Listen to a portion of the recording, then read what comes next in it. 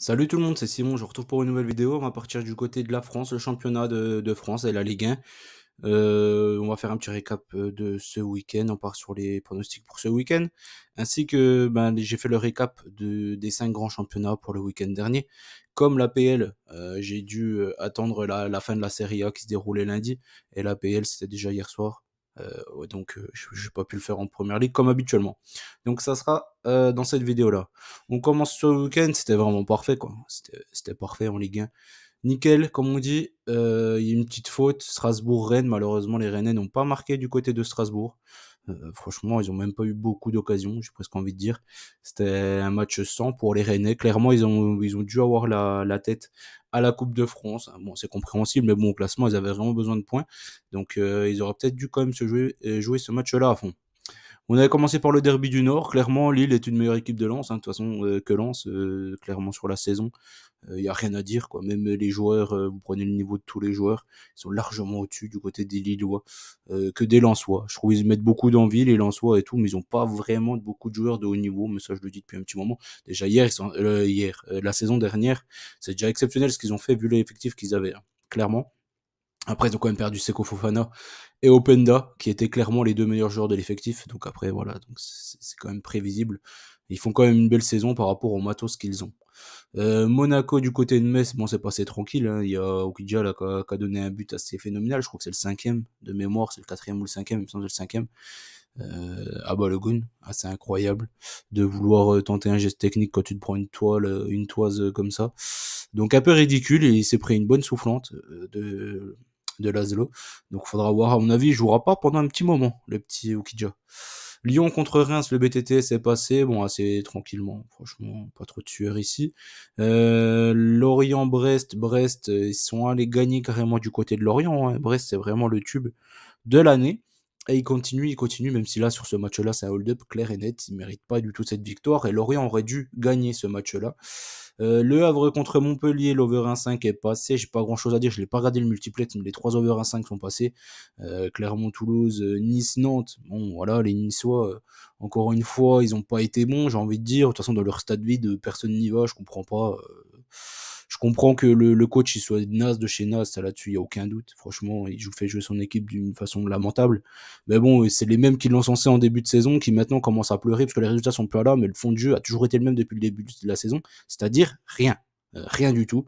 Ils jouent mal, c'est nul à chier, Nice, franchement, qu'ils aillent pas à l'Alliance, je comprends, mais bon, ils ont pas de public, quoi, ils en auront jamais, je pense, les Niçois. Donc voilà. Et Marseille contre Paris pour terminer.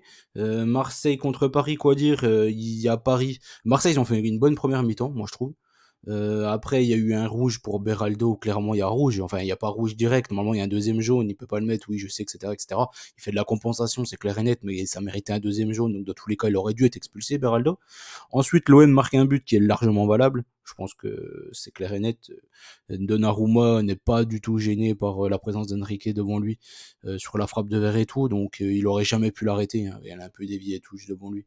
Clair et net, ce but-là, il était valable. Je pense qu'à un but partout, le match aurait peut-être pu changer, mais dans tous les cas, je pense que Paris aurait pu s'imposer, tout simplement parce que l'OM a fait une deuxième mi-temps cataclysmique, lamentable, franchement pas digne de joueurs professionnels. C'est une honte de jouer comme ça 11 contre 10, mais bon, on commence à avoir l'habitude avec l'OM, et comme je le dis et je le répète, ils n'ont pas des joueurs de haut niveau. Les gens, ils sont contents, ok, c'est cool, mais ils n'ont pas des joueurs de haut niveau. Et tous les mecs qu'ils ont ramenés cet été, ils sont nuls, ils sont nazes. Donc ils peuvent faire le chemin inverse. Et notamment Unai, moi j'en peux plus, je ne veux plus le voir sous le maillot de l'Olympique de Marseille. C'est une catastrophe ce joueur, franchement, c'est la pire chose qui soit existée à l'OM depuis au moins 5-6 ans, je pense. Après, on continue. Ça, c'est le récap du coup pour ce week-end. Ce week-end, Ligue 1 8 sur 9, nickel. Liga 8 sur 9, nickel. Bundesliga 5 sur 9, pas terrible. Premier League 8 sur 10, parfait. Serie A 5 sur 8, pas terrible.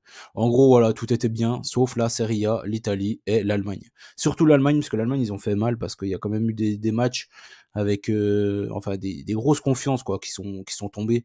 Il y a eu quoi? Il y a eu Leipzig et puis le deuxième Stuttgart. Ouais, c'est quand même deux équipes qui étaient quasiment obligées de gagner ce week-end.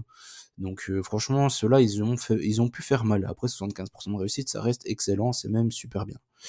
On attaque pour ce week-end Lille contre Marseille, ça sera sur Telegram. Lens contre Le Havre.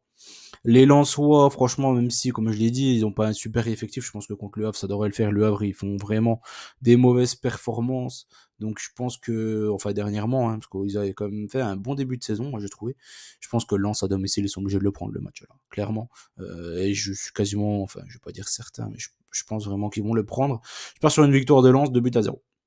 Paris contre Clermont, Paris qui vont faire beaucoup de rotation, du coup il n'y aura pas Mbappé, il n'y aura certainement pas Dembélé non plus pour la Ligue des Champions qui se déroulera juste après. J'ai presque envie de dire tant mieux pour Paris, en fait.